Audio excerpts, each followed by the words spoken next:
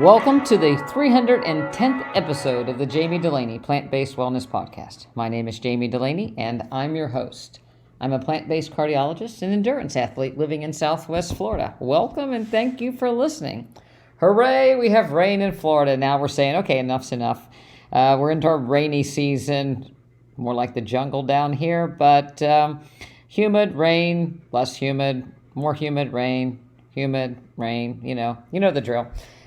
Got a little tropical storm Eliza headed our way. Maybe, perhaps. We'll see what happens.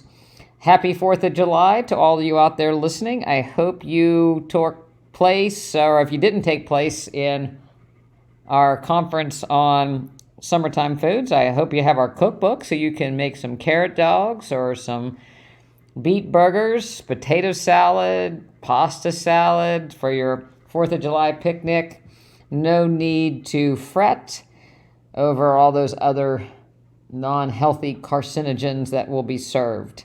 Lots of other potential desserts, of course, lots of fruit. It's watermelon season. It's my favorite time of the year, mango season. So I've been doing mango runs.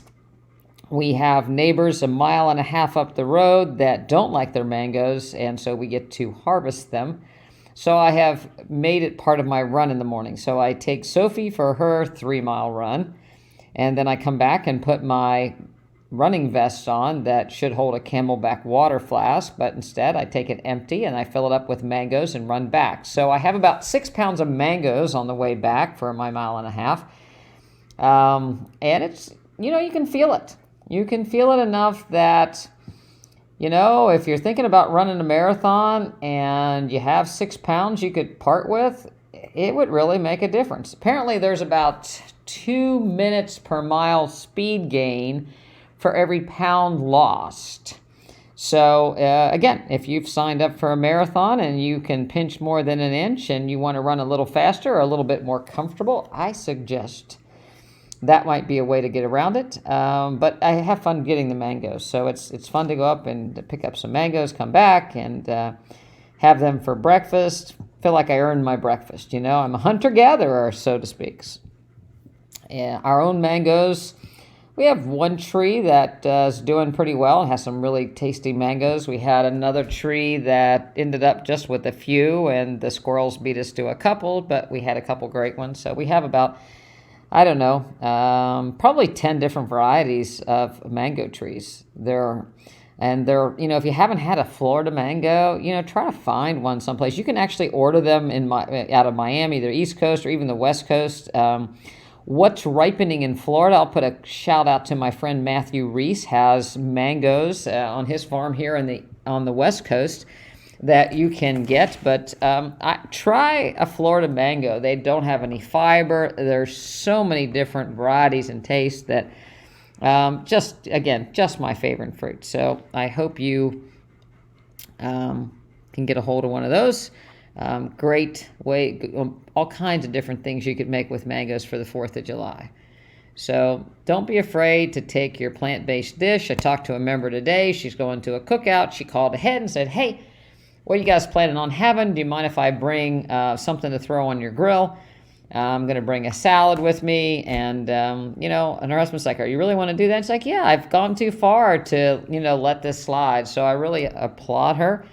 We have another member. I'm going to try to get her on the podcast. She did a camping trip, plant-based, and took her dog and made her own, energy bars for her hike and did quite well. So, where there's a will, there's a way. If you want to do this is not that hard. You can keep it simple. You can make it complicated. But you can certainly make it tasty and great. This week I have been experimenting with egg rolls. And you say egg rolls, but it's the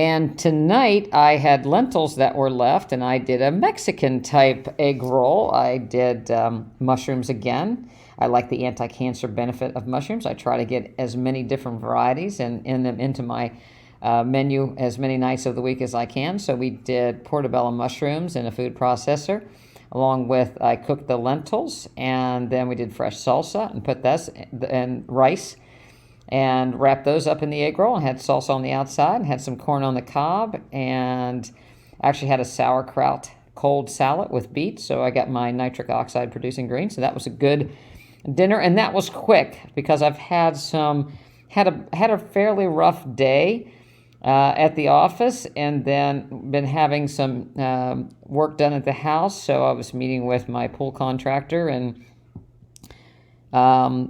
dinner got delayed and was a little late. So I had the lentils that were already soaked and split and cooked those up pretty quick. So it was a quick dinner. Less than 30 minutes during the week is what I aim for to get food on the table. And I think that how I think of things basically is a combination of what I want to have and what I have available. So with a pretty good stock pantry, you have some options, but I always think about what's on hand. I want to have some greens of some sort, my nitric oxide producing food. So whether that's broccoli or cauliflower or maybe a big salad or kale, whatever those, regular old cabbage, red cabbage, I want to make sure I have that on the menu. I want to have something that's going to sustain me. So that's where the grains and potatoes come in. So I'm not hungry an hour after I eat. And I want to have a bean of sorts. So whether it's lentils or beans or even tofu, those are options. And again, I told you I like to have the mushrooms because I like the anti-cancer benefits of those. And then to throw another vegetable in. So, maybe I have carrots, maybe I have zucchini, eggplant, whatever I tend to have around. That's, how I try to plan my meal. So it could be something as simple as sweet potato greens and beans. Again, tonight I had the sauerkraut and beets as my nitric oxide foods, and then we had the beans rice salsa. So the tomatoes would have been part of that. It was a fresh salsa. I had my lentils, had the grain being rice, the wrap, and then we had corn on the cob. Forgot about that. So we had corn on the cob. So those are kind of the way I try to put things together, and I always try to shop that way too. I ate a big salad for lunch, so I alternate between kale salad, arugula salad, mixed green salad. Those are usually the greens that I have for loose leaf salads during the week. I prefer usually to have a grain on my salad. Most of the time it's rice, but it could be quinoa.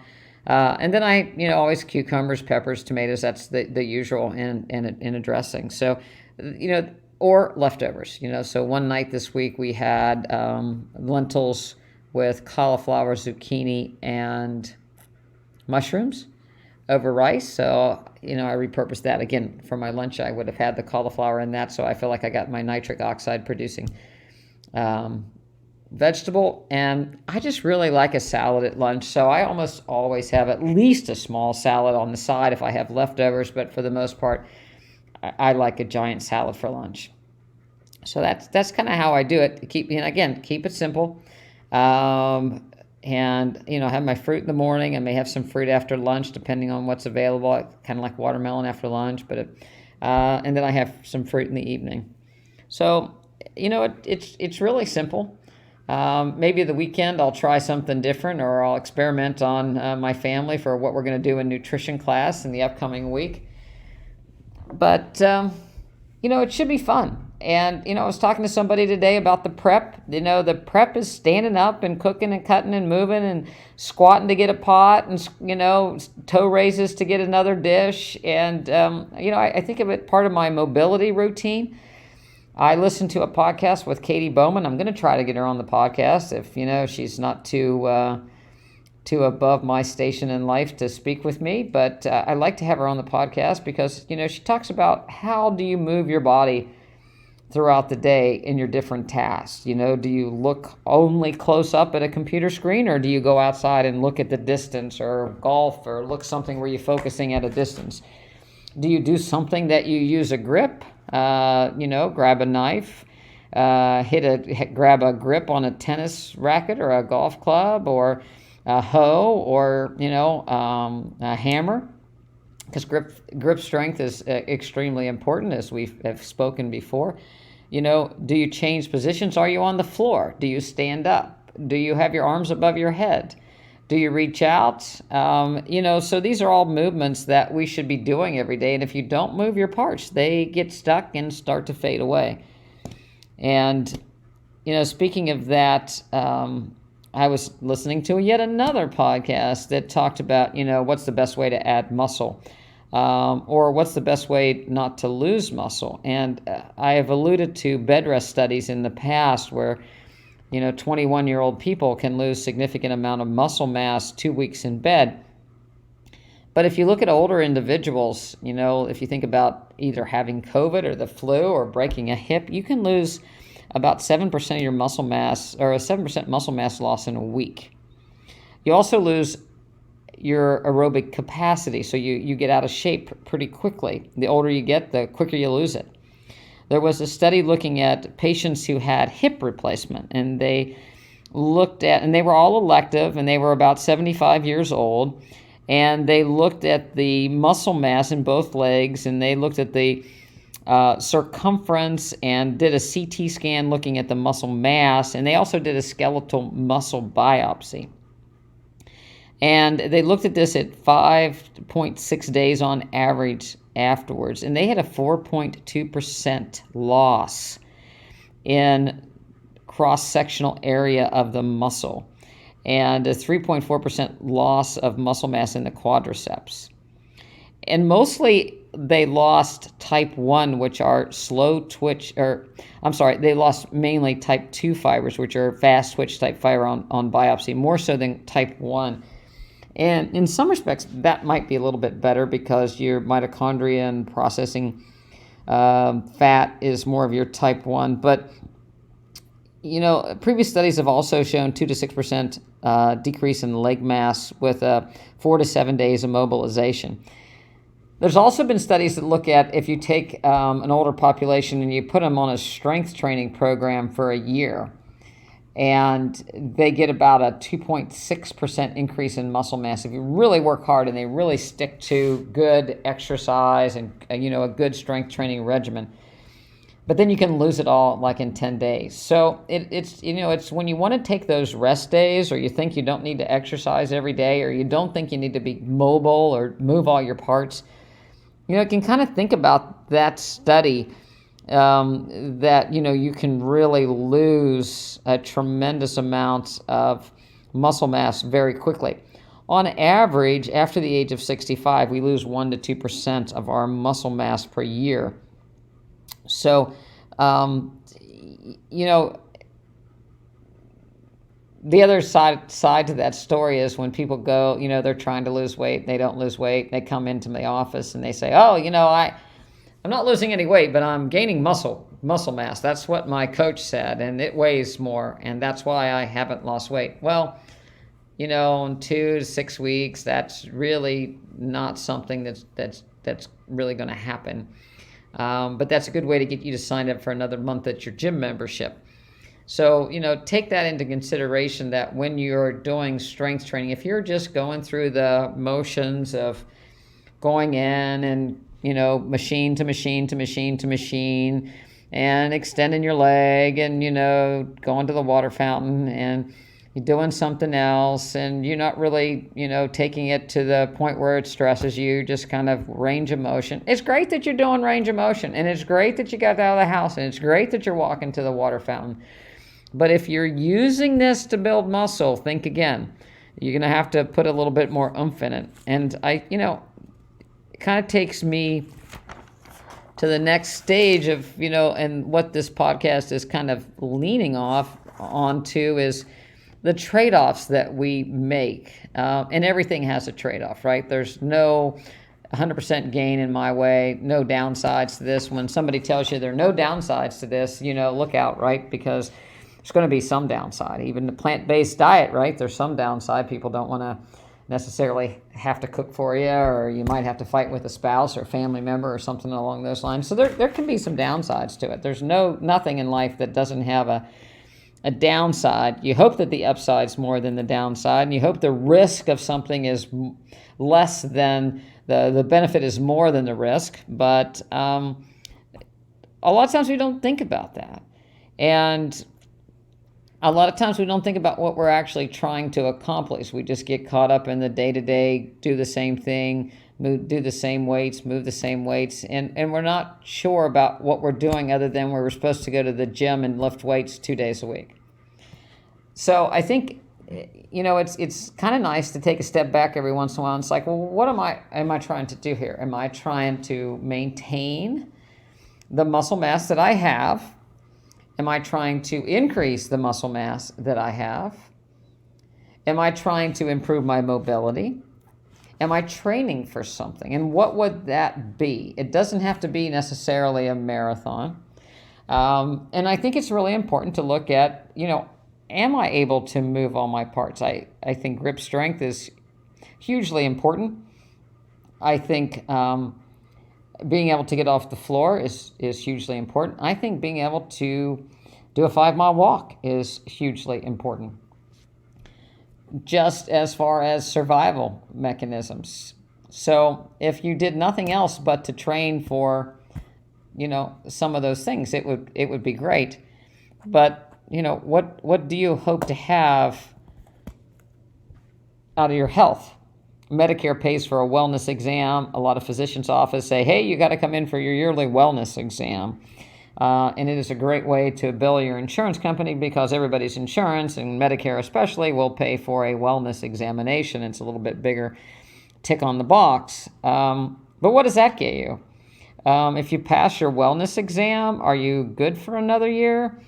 Are you guaranteed anything with that wellness exam? Like when you get your car and you get, your brakes are okay, and they say, hey, you got, 10,000 miles left on this, or 5,000 miles left on this, when you have your wellness exam, does, your doctor say, you're really good to go and you don't have to worry about anything. Keep doing exactly what you're doing and life will be great to your next wellness exam. No, nobody really gives you that clean bill of health, as people will say. I do hear so-and-so had a clean bill of health and then they had a heart attack and died.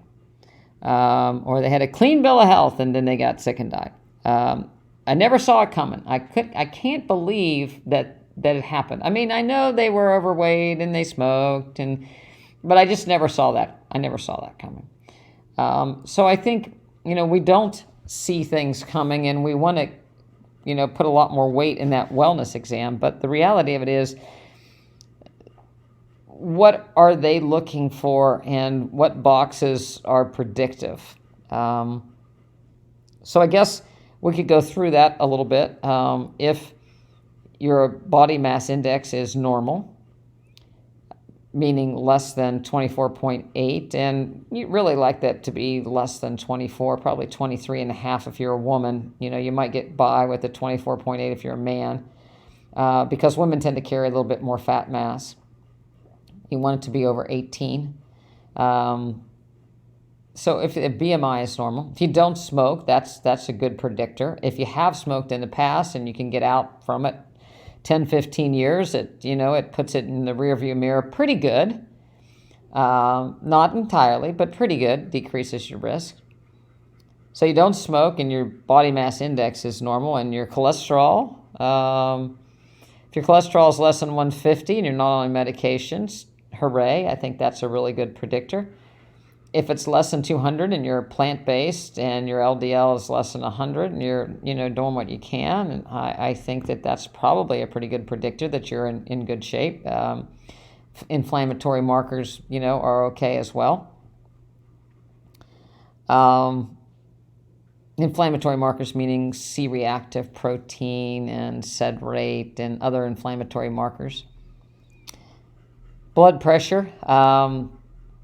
If your blood pressure is less than 120/70, off medications. If you're on medications, I think that you're holding the fort and your progression to worsening disease is not as much, perhaps, but it's certainly not a guarantee. So when you have to, it's like swimming with a life jacket. Are you a good swimmer if you have to have a life jacket on? Probably not as good a swimmer as if you could swim the length of the pool without a life jacket.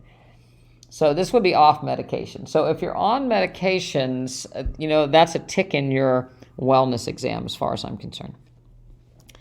And that pretty much gets you to the metrics, I guess vision, nobody feels anything bad. Electrocardiogram, that's done because it's another box to tick, and as a physician, you can get paid for that.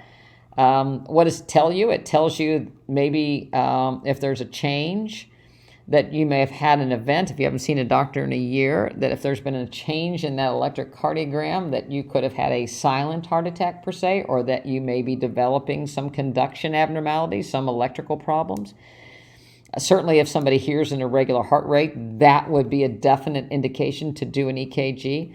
But it's a Polaroid picture of your electrical system right then and there that day. It tells you nothing about the future. It tells you about the past. And then, of course, a physical examination, can you move? Can you get off the floor? When's the last time your doctor asked you to get off the floor? Most of my patients have to get off the floor. Bird dogs we do in the office. We do planks in the office.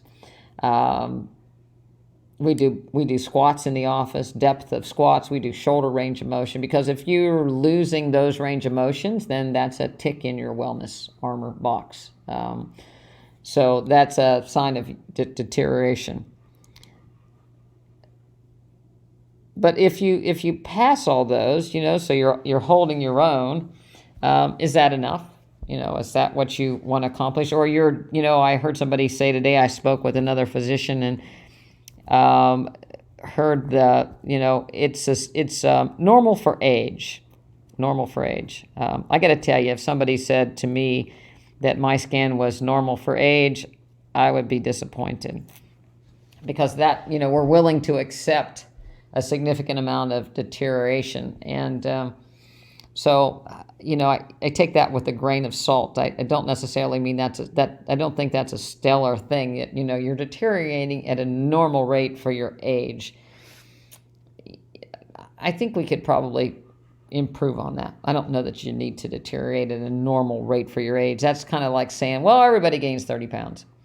And so that's normal for age, is to put on a few pounds and get a little bit more round. And it's kind of funny. I like to listen to my free time, or my reading. Fun reading is a nonfiction by Ken Follett, and historical fiction. And I know I'm a nerd, but he describes, he's a wonderful writer. If you haven't read any Ken Follett, read or listened to any Ken Follett's books, I highly recommend them. He's such a great descriptor. You just feel like you've been, you're back in time, whatever era he's talking about. But I like it. I don't like it, but, I kind of giggle to myself when he describes women as they're getting older. They're getting more round and, saggy and plump and all. And he never talks about the men being, sometimes I guess he'll say the men are getting rounder, or they're getting red-faced or something along those lines. But he picks on women a little bit more, I think, than he picks on men as far as the deterioration of their physical attributes. But he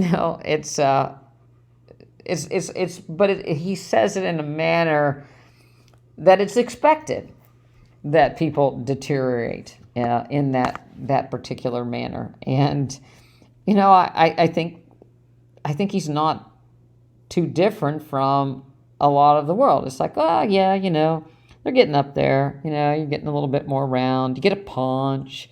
Things are sagging. And so people accept things, which I don't think they necessarily have to. I think it's quite all right to have some, wrinkles, and obviously people change over age. I'm not really saying that shouldn't happen, but I think as far as body mass index and strength goes, I don't think that you have to be so accepting of losing it as we are in our society. But, to wind this part up, I think, take some time and see what your goals might be. Who's your mentor? I think everybody should have a mentor, or somebody that they would like to emulate or be like, or try to attain certain things, whether it's in whatever hobby that you might have. I think growth is really important in any aspect of your life, whether, again, it's music, physical, or whatever. And how do you do that? How do you maintain the ability to either improve, progress, or again, what is it that you would like to achieve? And then you can work your goals accordingly. And I don't think everybody has to have the same goals. But I think you should think about it. The general, I just want to be healthy. I think that's there's no plan to that. I think you have to be more specific. I had a talk with someone today, and it's like, I remember when I was in the 9th grade and the teacher said, we're going to write a research paper. And I had just moved to Morgantown, West Virginia. I'd been from a little small town in Pennsylvania, and English was not really all that advanced where I came from. And I guess as of that sentence would probably tell you that. But nevertheless, it's like, well, what's a research paper, and, what topic would I write on, and how do you narrow something down? And so I think it's worth, as far as your physical health, to kind of have a little bit of a key on what you do. I still, I've said it before and I'll say it again, I am a huge fan of having a calendar and writing things down so you can kind of look back year to year. The Garmin Connect is a great way to do it if you don't want to write down. You can see what you could do from year to year. And, what might you do? Again, Katie Bowman on her website, it's not Natural Mobility. It is Living in the Wild, I believe, is her last book. But Move Your DNA, if you Google Katie Bowman, you'll get to it. But she has a kind of a chart there that you can kind of take a for instance of what you do in that couple days, and see how much you do move. What do you move? Do you ever get your hips behind you? Do you ever squat down below parallel? Do you ever get off the ground? Do you ever reach up? Do you ever hang from anything? Do you ever jump? So those are things that you may think aren't as important as you age, but they are important as far as how your overall body's functioning. And again, there's always a trade-off. If you think, somebody bought an electric bicycle. There's a guy in my neighborhood who rides an electric bicycle, and it's like, yeah, you can get further on an electric bicycle and you don't have to worry about getting home, but there's that trade-off that you don't push yourself either. You're just going to kick on that electric bicycle part and not have to really push things, and probably going to deteriorate as far as your cycling skills a little bit quicker than had you had to pedal on the way home. There's risk versus benefits and procedures and tests. I don't believe anybody should have a test done unless they know what they're going to do with the answer, whether it's negative or positive. Even how you exercise, are you exercising to hold on to what you have, or are you exercising to gain? Are you exercising for more endurance or more strength or more flexibility or more stability? Because there's a give and take in both of it. I had Stuart McGill on the podcast, and he talks about that the stability of a power lifter, or the stiffness, is more such than a gymnast. A gymnast, needs a lot more mobility. A power lifter needs a lot more stability. You really can't have it both ways. Depending on what you do, you can have a good bit of both. The same thing goes with medication. If there's a new medication release for weight loss, and its side effect is nausea. And if you stop taking the medication, you gain the weight back. If but you continue to be nauseated if you're taking the medication. If you take chemotherapy, you may be ruining your immune system at the expense of cardiac side effects, but you may outlive your cancer cells. So there's risk versus benefits in all of these, and where you are individually is where you actually have to decide if that risk is worth the benefit for you. And I think that, that is really what's important. There are all kinds of ways to lose weight, but some have the increased risk of cancer over time, or more osteoporosis over time, or more muscle mass loss over time. If you're a plant-based athlete, you might not be the strongest man in the world, or you may be. It depends on a lot of more factors probably than what you eat. But, it may be a risk that you have to take. You decide what those risks versus the benefits to you actually are. And I've come up over and over and over again when I've, analyzed eating plant-based versus not eating the standard American diet. And there's no way that I would go back. There's no way that I'm willing to take the risk of a piece of salmon or the risk of a cheat meal for the potential short-lived benefits, given the harm that it could cause me, especially given my genetics. But that's the assessment that I make. Some people that would probably be unacceptable for. But, again, I think even when you're talking with friends and family, I've assessed for me the risks versus benefits, and this is what I believe is right for me. And, I think people will leave you alone if you say something along those lines. I had, again, my pool contractor was here, and he said, I'm having some funny feelings in my chest. I might need to see you. And I said, frankly, he smokes. And I said, frankly, and I know that he eats, and I've heard what he eats, and actually they left their McDonald's bags in my house, which is kind of funny. And it's like, I don't think, I said, go onto my website and look, but I don't know that I'm the cardiologist for you. I try to reverse disease and get people off medications through lifestyle changes, exercise, and plant-based nutrition. It's not for everybody. If you'd like to, and you see the website and something you'd like to do, I'd love to work with you. But again, if that's not where you are, then, I'm probably not the person for you. There are people out there that'll put stents in and let you eat what you want and give you medications, and that's okay for some people. But, my members want a little bit more. No matter how long I do this, the protein thing keeps coming up. How much protein do I need? Will I be deficient in protein, which is a macronutrient? Again, blows my mind that people never thought about it when they were eating McDonald's. Nobody's ever asked, if you eat Cheerios for breakfast and McDonald's for lunch and a pizza for dinner, you're meeting your protein requirements. Nobody even worries about that yet. Throw in a few vegetables and some tofu, and people think you're going to fall apart. And the reality of it is, the biggest difference between the standard American diet and plant-based nutrition when it comes to macronutrients, protein, carbohydrates, and fat, is that people that eat plant-based tend to get their nutrients, as well as their micronutrients, minerals and vitamins, in smaller quantities from a multitude of different foods, as opposed to 3 entrees. So again, if people have eggs and bacon and a glass of orange juice, they don't have to look far for where they got their nutrients. They either had to come from the eggs or the bacon or the orange juice.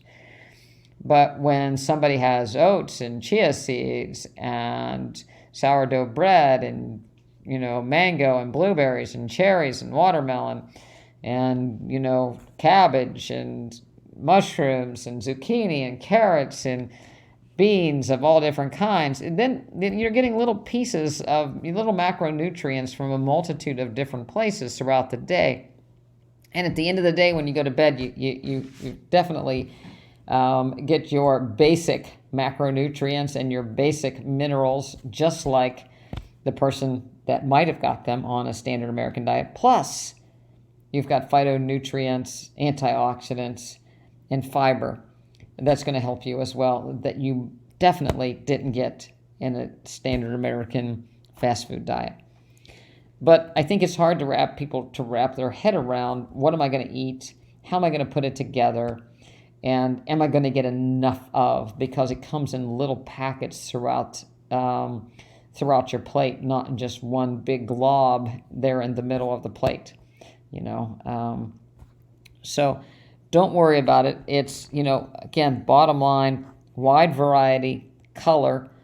Look to your grains and potatoes. Look to your beans, legumes, and look to your greens, and the rest will take care of itself. And eat to your full. And the last thing I wanted to hit on today was whether it's called response inhibition, or, I guess put another way, I just can't say no. Impulsive behaviors is another way to say it. I can't just eat one Oreo. I've got to eat the sleeve. I've got to eat the whole box of chocolates. I just can't control myself. If that food's here, I can't stay out of it. What is that? People describe it as impulse control, but that can be really cruel when you describe it as that, because impulse control means, people have outbursts that are angry or all a bunch of other kind of things. And the question is it something that is learned? Is it something that's genetic? Is it something that can be changed? And, again, it comes back to, there's trade-offs. You can probably take medication to chemically restrain yourself, or never have Oreos in your house, or never go any place where there's a chocolate. And, so there's ways to help you not have to be tempted as much or have to deal with the impulse control. There was a study done by Walter Mischel. A lot of people may have heard it in the 1960s. He was a psychologist that took preschoolers and he gave them marshmallows and he put them in a chair with the marshmallows and they could eat them or they could wait 15 minutes and for a reward. And they followed these people for decades, and the people that could resist eating the marshmallows right away tended to do better in school, would go to school longer, more of an education. They had lower BMIs, maybe a little bit more successful. And the question is, well, is that something they learned, or that's just, part of who they were, their genetics? And then there was another test, which I think is really interesting, that they did. They took people and they showed them words like the word green, but they would make the color of the word blue. And so they would flash these words up and you'd have to say, what color it was. You'd see green, but the word was blue, and so you'd have to say blue. And so they would count the people's score over time. And, it was somewhat stressful because the more this flashed up, it's kind of monotonous. And they associated that was very fatiguing. So much so that if they did it with athletes and then had them run a 5K, or they did them with anybody, their athletic performance or their physical performance was impeded by the stress that they had undergone before with those, green. So the people that had the better scores were able to do better physically. They weren't as stressed. And the question was why? And then they repeated it with professional cyclists, and it didn't have any effect on them. They could do what their score was didn't matter with their athletic performance. And so the question was, is it something that can be learned or trained? And I think that it can be. I think we all have our crosses to bear, whether you tend to have high blood pressure or be a high-strung individual, or again, tempted easy, a little bit more impulse control, or a little bit more, unable to sit still as long maybe, or, concentrate. We all have our cross to bear as far as what we can do better than other things. Again, trade-offs, right? But I think that we can get a little bit better at our weaknesses by, not just saying, well, I just can't control myself, but how might I be able to control myself better, and training to do some of those things. And, just simple activities that you're actually focused on, saying no or delaying, and you learn over time that, you have, I kind of refer to them. I think it's fairly common when I say a hard no to certain things. And then you realize that that's something that you can do, and you get confidence in your ability to be around it.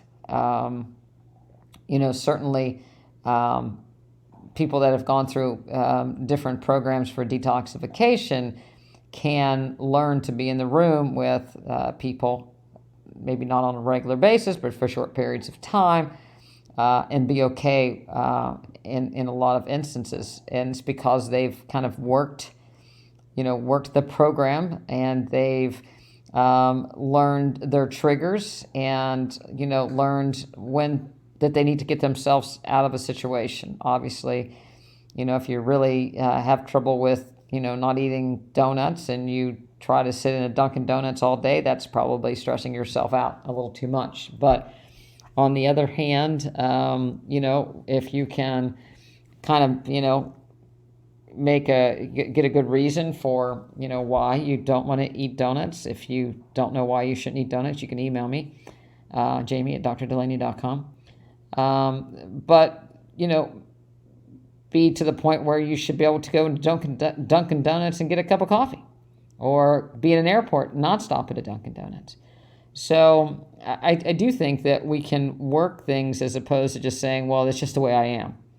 I think it's a great opportunity for all of us to work on what we need to work on a little bit more, and not just give in to this is just how I am.